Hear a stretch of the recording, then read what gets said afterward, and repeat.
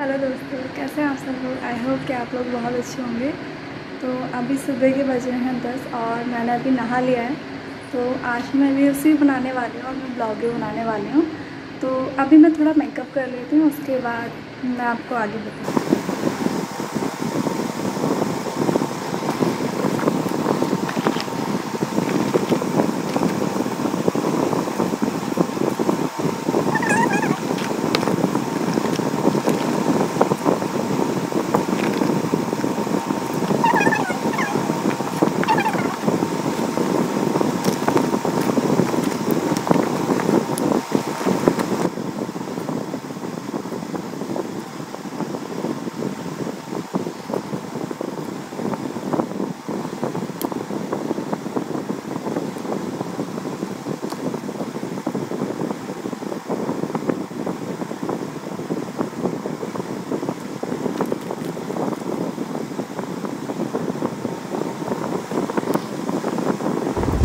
तो आज मैं कैसी लग रही हूँ मुझे कमेंट करके ज़रूर बताना। और आज मैं आप सभी को बताने वाली हूँ अपनी लव स्टोरी के बारे में। लव स्टोरी तो नहीं बोल सकते, अरेंज मैरिज भी नहीं बोल सकते।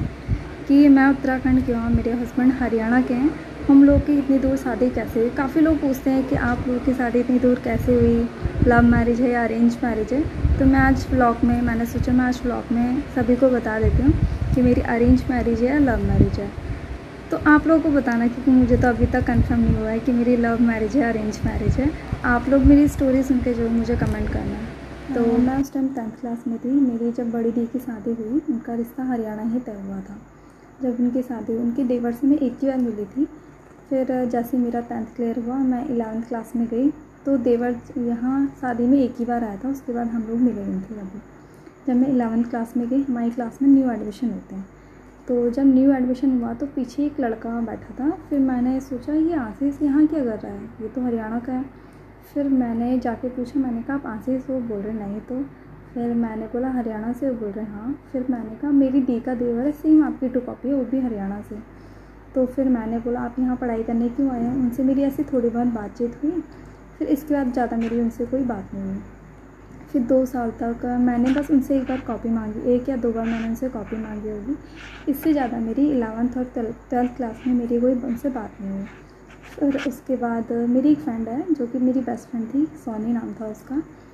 वो उसने मुझसे एक बार बोला यार शायद पंकज मुझे पसंद करता है। मैंने कहा करता होगा, मुझे उससे क्या, अगर तुझे बात करनी है तो तू उससे कर ले। बोले नहीं यार मैं नहीं कर रही। मैंने बोला चल ठीक है। और कभी कभी मैंने मतलब पीछे में ध्यान नहीं देती थी ज़्यादा, 1-2 बार ध्यान देती थी। हमेशा ही मुझे घूरते रहता है। मैंने कहा पता नहीं कैसा लड़का है यार, हमेशा घूरते ही रहता है। मुझे तो उस टाइम अच्छे नहीं लगते थे। मतलब कभी हमने बात नहीं की। 2 साल हम लोग क्लास में थे, कभी गुड मॉर्निंग नहीं, हेलो हाय कुछ नहीं। इनका काम हमेशा कंप्लीट रहता था, पॉलिटिकल साइंस का, हिंदी का। तो मैं इनसे मतलब कभी कभार इनसे मैं कॉपी मांग लिया करती थी। तो वैसे तो कॉपी देते नहीं थे। इन्होंने एक बार बोला कि कॉपी दे दूँगा बट एक शर्त पे, मेरी कॉपी में पेन नहीं चलाना, फाड़ लो तो उसे बिल्कुल तक। मैंने बोला ठीक है, मैं आपकी कॉपी का बहुत ध्यान रखूँगी, आप मुझे घर के लिए कॉपी दे दो। ये मुझे बस घर के लिए कॉपी देती थी, वरना इनसे 11th और 12th में मेरी कोई बात नहीं हुई। तो उसके बाद जब हम लोगों ने 12th कंप्लीट कर लिया होगा, फिर इनकी कॉल आती है मेरे पास। 12th हमने 2015 में कंप्लीट कर लिया था। उसके बाद मैं टीचिंग में लग गई थी। टीचिंग मैंने 2 साल की थी। लिटिल रॉस हमारे वहाँ स्कूल है, तो वहाँ मैं बच्चों को पढ़ाया करती थी। तो उस टाइम जब मैं पढ़ाती थी, 12th करने के 2015 में हमने 12th किया था। उसके 1.5 साल बाद मुझे इन्होंने कॉल किया कि मतलब रात में कॉल किया था। मैं पंकज, मैंने बोला कौन। बोल रहे हरियाणा से, जो मतलब मैं इंटर कॉलेज में पढ़ने आया था। मैंने कहा वो जो पीछे बैठते थे। बोल रहे हाँ मैं वही पंकज बोल रहा हूँ। मैंने कहा अच्छा। मैंने बोला आपने मुझे कॉल क्यों किया है। तो बोल रहे हैं कि मैं आपको पसंद करता हूँ। फिर मैंने बोला स्कूल में शायद आप मेरी क्लास में थे उस टाइम, आपने मुझसे क्यों नहीं बोला। तो बोलते हैं उस टाइम मैं पढ़ाई करने आया था, मैं नहीं चाहता मेरी पढ़ाई उस टाइम डिस्टर्ब होती, तो इसलिए मैंने आपसे कभी नहीं बोला। और फिर मैंने इनसे थोड़ा ऐसी बातचीत की। 11th क्लास में भी आप फर्स्ट आए थे और 12th में भी आप फर्स्ट आए थे। तो पढ़ाई में कि आपका उस टाइम नंबर भी नहीं मिल पा रहा था, बहुत मुश्किल से अभी नंबर मिला है, तो अभी मैंने आपको कॉल किया। तो फिर मैंने बोला मैं ऐसे कैसे आपसे बात कर लूँ, मैं आपको जानती नहीं, कुछ भी नहीं। तो बोल रहे हैं ठीक है आप नैनीताल चल, मैं उत्तराखंड आ जाऊँगा, आप मेरे साथ नैनीताल चलना, फिर मुझे थोड़ा जान भी लेना, और फिर मतलब मुझ थोड़ा फिर आपको लगेगा शायद मैं आपको पसंद करता हूँ। मैंने कहा मैं स्कूल में कभी आपसे भूली ही नहीं, तो मैं ऐसे कैसे आपके साथ घूमने चले जाऊँ। तो मैंने इनसे मतलब घूमने नहीं गई। मैंने बोला अगर आप मुझे लाइक करते हो तो 2 साल का वेट करना, मैं समझ जाऊँगी कि आप मुझे प्यार करते हो। तो मतलब मैं तो इन्हें भूल ही गई थी। मैंने कहा कहाँ है, मुझे याद रखेगा। मैंने कहा तब तक इसकी कोई और गर्लफ्रेंड बन जाएगी। फिर मैं उस मतलब टीचिंग करने के बाद मैं कॉल सेंटर काशीपुर में मैं वहाँ लग गई थी। वहाँ भी मैंने 2 साल जॉब किए हैं। मतलब वहाँ मुझे 1.5 साल हो गया था। उसके बाद मेरे को इनका मतलब फेसबुक, फिर इन्होंने जब मुझे फेसबुक पे मैसेज किया तो बोलते हैं कि 2 साल हो गया, अब आप मुझसे अब तो यकीन कर लोगे आप। फिर मैंने बोला मतलब 2 साल में तो कोई भी लड़का भूल जाता है और अब कितनी सारी गर्लफ्रेंड भी बन जाती है, मतलब एक को छोड़ा दूसरे को पटाया। ज़्यादातर लड़के आजकल यही करते हैं। फिर जब इन्होंने 2 साल में मुझे मैसेज किया, फिर मैंने थोड़ा सोचा यार, मैंने कहा इन्होंने मुझे कॉल मतलब मैसेज किया, बंदा मुझे भूला नहीं है। फिर बोलते हैं कि 2 साल का जब आपने मुझे टाइम दिया, उन 2 साल में मैंने मतलब फ़ोन बिल्कुल नहीं चलाया। मैंने आर्मी की तैयारी की और अभी मैं आर्मी में भर्ती हो गया। मैंने कहा अच्छा, मैंने कहा पता नहीं झूठ बोल रहा होगा, 2 साल में कौन इतनी जल्दी भर्ती हो जाता है। इन्होंने मुझे फ़ोटोज़ वगैरह भेजी। मैंने बोला हाँ वैसे आप भर्ती तो हो गए हो। फिर बोलते हैं कि अब मैं मतलब मेरी जॉब भी लग गई है, अब तो आप मुझसे शादी कर लो। फिर मैंने बोला ऐसे मैं कैसे शादी कर सकती हूँ। फिर मैंने 1 साल आई थिंक हम लोगों की ऐसी थोड़ी बहुत मैसेज में बात होती रही। कॉल मतलब मैं उस टाइम में कॉल पे बात नहीं कर सकती थी, घर में पापा लोगों से डर लगता था, तो मैंने इनसे कॉल पे बात नहीं की होगी, मैसेज में कभी कभार बात होगी। वैसे ही इनकी स्टार्टिंग ज्वाइनिंग थी आर्मी में, तो वहाँ भी ज़्यादा आई थिंक फ़ोन नहीं चला सकते थे उस टाइम, तो उस टाइम मेरी इनसे ज़्यादा बात ही नहीं हुई। फिर धीरे धीरे जब थोड़ी बहुत मैसेज में बात होती रही, फिर बोलते हैं कि आप अपने घर में बता दो। फिर मैंने कहा मैं घर में कैसे बता दूँ, मुझे उस टाइम बहुत डर लग रहा था, तो उस टाइम बताया नहीं। और मैंने सिर्फ इनसे मैसेज में ही बात की थी, और मैंने इन्हें स्कूल में भी कभी मिली नहीं, स्कूल में कभी इन्हें जाना नहीं। और फिर मैं ऐसे कैसे मतलब शादी कर सकती हूँ। फिर बोले ठीक है मैं मिलने आ जाता हूँ, फिर आप मुझे थोड़ा जान भी लेना, समझ भी लेना। फिर मैंने बोला मैं पापा से झूठ बोल के तो मैं नैनीताल जा नहीं सकती। फिर बोल रहे मैं यहाँ आ जाता हूँ। फिर मैंने बोला फिर मैं काशीपुर भी कैसे जाऊँगी कहीं मिलने। फिर मैंने ये मुझसे बोल रहे कि आप प्लीज़ पापा को बताओ। फिर मैंने बोला मुझे तो बहुत डर लगता है, पता नहीं पापा क्या बोलेंगे। फिर बोले आप मुझे पापा का नंबर दो, मैं उन्हें बता दूँगा। फिर मैंने इन्हें अपने पापा का नंबर भेजा, मैंने बोला आप ही बता दो। फिर इन्होंने जब पापा को बताया, फिर पापा ने ये बोला कि मैं इतनी दूर शादी नहीं कर सकता। फिर इन्होंने थोड़ा ज़िद की होगी, फिर पापा ने ये बोला ठीक है मैं देखता हूँ, अभी मतलब कंफर्म नहीं है कि मैं शादी करा दूँगा। फिर पापा ने आई थिंक उस टाइम ये बोला था कि 2 साल के बाद मैं देखता हूँ, तब देखूँगा ना कि मेरे को शादी करानी है या नहीं करानी है। पापा ने 2 साल तक ऐसे टाल दिया। फिर एक बार ये छुट्टी आए, फिर यहाँ मिलने आ गए थे पापा से। इनका एक फ्रेंड है गुरमुख, जो कि रामपुरा में रहता है, तो ये उनके वहाँ रुके थे। फिर ये पापा से मिलने आए। पापा मतलब उस टाइम पापा कंपनी में वर्क करते थे। पापा इनसे छुट्टी करके मिलने गए। फिर पापा घर में आए। पापा ने बोला लड़का तो वैसे ठीक है, बट पहले घर भी उसका देखना पड़ेगा ना कैसा है। फिर जो पापा ने ये बोला कि उसका घर पहले देखना पड़ेगा। फिर दूसरे दिन इन्होंने बोला कि एक बार आप भी मुझसे मिल लो। तो हम लोग गिरजा गए। पापा ने ही परमिशन दी कि ठीक है गिरजा मतलब चले जाओ और साथ में टाइम से आ जाना। और फिर जब हम लोग साथ में गए तो हम लोग कुशाला मोड़ यहाँ से साथ में गए थे। तो मैंने इन्हें कुशाला मोड़ देखा। फिर मैंने बोला आप ही पंकज हो? बोल रहे हाँ मैं ही पंकज हूँ, क्योंकि फ़ोटो में एक इंसान अलग लगता है, सामने से अलग लगता है। फिर हम लोग मतलब अच्छा लगा था मतलब सामने से देख के। फिर हम लोग गिरजा गए, हम लोगों ने साथ में प्रसाद चढ़ाया। मैंने तो यही मांगा था अगर अच्छे इंसान हैं तो शादी हो जाए। और इन्होंने मुझे शादी के बाद ये बोला कि मैंने गिरजा में ये मांगा था फर्स्ट टाइम कि हम लोगों की प्लीज़ भगवान जी शादी करा देना। फिर उसके बाद ये हरियाणा चले गए। फिर वहीं से ही ड्यूटी चले गए होंगे। उस टाइम फिर मेरी ज़्यादा बात नहीं हुई। फिर 6 महीने बाद ये दोबारा छुट्टी आए, फिर उत्तराखंड आए। फिर इन्होंने पापा से बोला ठीक है पापा इस बार आप मेरे घर मिलने चलो, वहाँ देख भी लेना।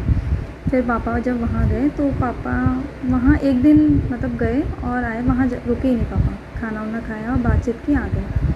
फिर पापा घर आके बताते हैं कि वहाँ का मुझे माहौल अच्छा नहीं लगा, तो वहाँ नहीं रह पाएगी, एडजस्ट नहीं हो पाएगा, वहाँ का माहौल यहाँ की तरह नहीं है।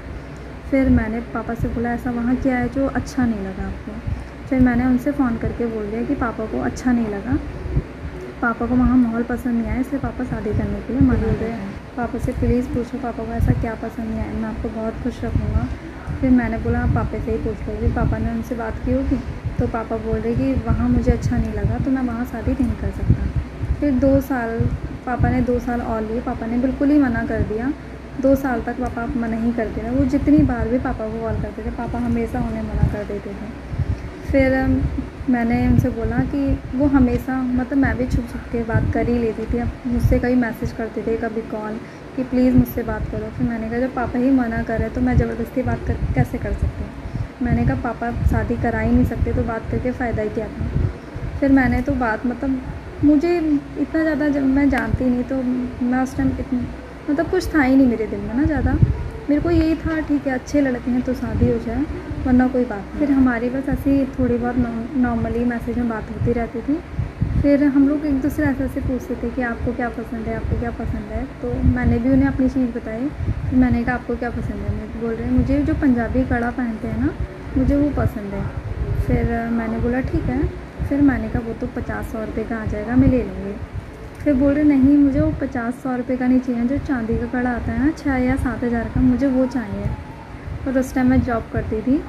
टीचिंग में तो मुझे बहुत कम मिलता था। जब मैं एयरटेल में जॉब करती थी उस टाइम शायद मेरी 8 या 9 हज़ार मेरी सैलरी थी, तो मैं घर में दे देती थी, कुछ थोड़ा बहुत बचाती थी। फिर जब इन्होंने मुझे बोला कि मुझे चांदी का कड़ा चाहिए, फिर मैंने जो अपने पैसे जोड़ रखे थे, फिर उसी पैसों से मैंने इनके जो गुरमुख हैं इनका फ्रेंड, मैंने उससे बोला यार कि मुझे चांदी का कड़ा बनवाना है उनके लिए, तुम बनवा के ले आना, मैं आपको पैसे दे दूँगी। तो उस टाइम मैंने इनका एक चांदी का कड़ा बनवाया। ये मुझे प्यार से मुक्कू बोलते थे, जिसमें मैंने उनका अपना नाम लिखवाया मुक्कू। और इन्होंने शादी से पहले ही मेरे हाथ पे ना अपने हाथ पे उन्होंने मुक्कू नाम लिखवा लिया था। जब मैंने कड़ा दिया, जब एक बार और छुट्टी आए तो मैंने गुरमुख के हाथ कड़ा भेज दिया था। और ये मेरे लिए कपड़े भी लेके आए थे और स्लीपर लेके आए थे। फिर मैंने बोला ये सब क्यों लाए मेरे लिए। फिर बोलते हैं कि बस ऐसे ले आया, आप पहन लेना। फिर स्लीपर तो बहुत ज़्यादा प्यारी थी और ड्रेस भी बहुत अच्छी थी, बहुत प्यारी ड्रेस थी जब मुझे दी। फिर ये उस टाइम बस मुझसे उस टाइम मिले ही नहीं थे। ये बस गुरमुख के घर आए मुझे ड्रेस देने, और मैंने इन्हें चांदी का जो कड़ा था वो भिजवा दिया। फिर ये ड्यूटी चले गए। उसके बाद बोलते हैं प्लीज़ पापा को मनाओ ना, मैं आपसे ही शादी करूँगा, मैं किसी और से नहीं कर सकता, मैं आप ही से शादी करूँगा। फिर मैंने पापा से जब बोला, फिर पापा बोले एक बार मैंने मना कर दिया ना कि मैं शादी नहीं करूँगा तो मैं नहीं करूँगा। फिर मैंने फिर इनसे दोबारा बोला यार मैं नहीं कर सकती, अब मैं आपसे कभी बात नहीं करूँगी, टाइम पास करने का भी कोई फ़ायदा नहीं है ना जब शादी ना हो। फिर मैंने फिर बात करना छोड़ दिया। फिर बोल रहे प्लीज़ आप तो मेरा साथ मत छोड़ो। फिर मैं भी मतलब इन्हीं की, अब जब मुझसे कोई बंदा इतना प्यार करता है फिर थोड़ा बहुत हो ही जाता था यार कि पापा को भी कैसे ना कैसे मना ही लेंगे। फिर एक बार मैं 8 बजे जब कॉल सेंटर में जाती थी, 8 बजे घर से निकलती थी, इन्होंने मुझे कॉल किया कि आप पापा को कॉल करो, फिर मुझे भी कॉन्फ्रेंस ले लेना। तो मैंने ऐसे ही किया। फिर जैसे मैंने हेलो बोला, उन्होंने भी हेलो बोला। पापा ने बोला ये पंकज कैसे बोल रहे हैं। फिर मैंने कहा पापा को कॉल पे बात करने को बोल रहे हैं। फिर उन्होंने बात की, उन्होंने बोला फिर प्लीज़ पापा आप मेरे से बात करो, मैं हर खुशी से दूंगा, आप मेरी प्लीज़ शादी करा दो। अगर आपको वहाँ माहौल अच्छा नहीं लग रहा है मैं माहौल भी चेंज कर लूँगा, मैं वहाँ नहीं रहूँगा, मैं घर मतलब दूसरी जगह बनवा दूँगा। फिर पापा ने ऐसे ही बोल दिया कि ठीक है आप छुट्टी आ जाना तो मैं शादी कर दूँगा। ये 1 महीने के अंदर जैसे छुट्टी है, पापा ने भी कुछ इंतज़ाम नहीं कर रखा था, ना ही मेरा कोई ज्वेलरी जोड़ रखी थी, ना ही उस टाइम इतना कोई बजट था मेरे पास। आई थिंक 50 या 60 हज़ार रुपये जमा थे। तो पापा ने बोला ठीक है ये पैसे का उतना बजट नहीं है तो मैं लॉकडाउन मंदिर में ही शादी करवा दूँगा, पंकज आ जाएगा। तो फिर अब धीरे धीरे फिर चाची लोग और नानी लोग बोलते थे कि यार तुम शादी मतलब मंदिर में करोगे अच्छा नहीं लगेगा, ऐसे लॉकडाउन है ठीक है फिर घर में ही शादी कर लेते हैं। फिर बाद में ही फिक्स हुआ कि अब घर में ही शादी करते हैं। फिर जैसे हम लोगों ने मुहूर्त निकलवाया तो हरियाणा के पंडित ने बोला कि लड़का और लड़की के दोनों उसमें मतलब शादी आप कर सकते हो, बट हमारे पंडित ने बोला लड़के के मुहूर्त में नहीं है और लड़की के मुहूर्त में है कि शादी आप कर सकते हो। फिर पापा ने बोला अगर वहाँ बता रहा है तो ठीक है कर ही देते हैं, अब छुट्टी भी आया गया तो बस ऐसे ही हम लोग की नॉर्मली घर में शादी हो गई। फिर मैं इन्हें पहले तो जानती नहीं थी, एक ट्रस्ट पे मैंने शादी की थी। तो शादी के बाद धीरे धीरे इन्हें मैंने जाना, इनके साथ में रही तो काफ़ी अच्छा लगा मुझे। और मेरी शादी को अब 2 साल होने वाले हैं। सच में मैं बहुत लक्की मानती हूँ कि मुझे उन्होंने पसंद किया और शायद वो अगर यहाँ उत्तराखंड पढ़ने नहीं आते तो मुझे वो नहीं मिलते हैं। तो शादी के सच में मैं बहुत ज़्यादा खुश हूँ। मुझे किसी प्रकार की कोई दिक्कत नहीं है और हर ख्वाहिश मेरी पूरी करते हैं। मैं मतलब किस्मत समझती हूँ अपने आप को कि मुझे उन्होंने पसंद किया और बस अब मैं बहुत ज़्यादा खुश हूँ अपनी लाइफ में। वो भी आई थिंक व्लॉग देखेंगे तो खुश होंगे कि हाँ मेरी वाइफ मेरी तारीफ़ कर रही है। तारीफ़ की बात नहीं है, जो सच है वो सच है। सच में मेरे हस्बैंड बहुत ही ज़्यादा केयर करते हैं मेरी। मतलब आस पड़ोस के लोग भी पूछते हैं कि आप लोगों की लव मैरिज है। मैं उन्हें लव बताऊँ या अरेंज कंफ्यूज होते हैं। वैसे पड़ोसी को तो यही बता देती हूँ कि हमारी अरेंज मैरिज है। वैसे जो मेरे फ्रेंड वगैरह हैं उन्हें मैं बोलते हैं कि हाँ मेरी लव मैरिज है। अभी मेरे हस्बैंड 25 साल के हैं और मैं 24 साल की हूँ और जो अगस्त आने वाला है 21 अगस्त को हमें 2 साल हो जाएंगे हमारी शादी को। हमें सब बोलते हैं कि इतनी जल्दी शादी क्यों कर लिया, अभी तो आप छोटे लगते हो। और मैं 24 साल की हो गई, किसी को अभी लगता नहीं कि मैं 24। बड़ी दीदी के मतलब हस्बैंड है, वहाँ का माहौल ऐसा नहीं है हरियाणा की वाइफ को घुमाऊँ या फिर वाइफ को घर से बाहर ले जाऊँ।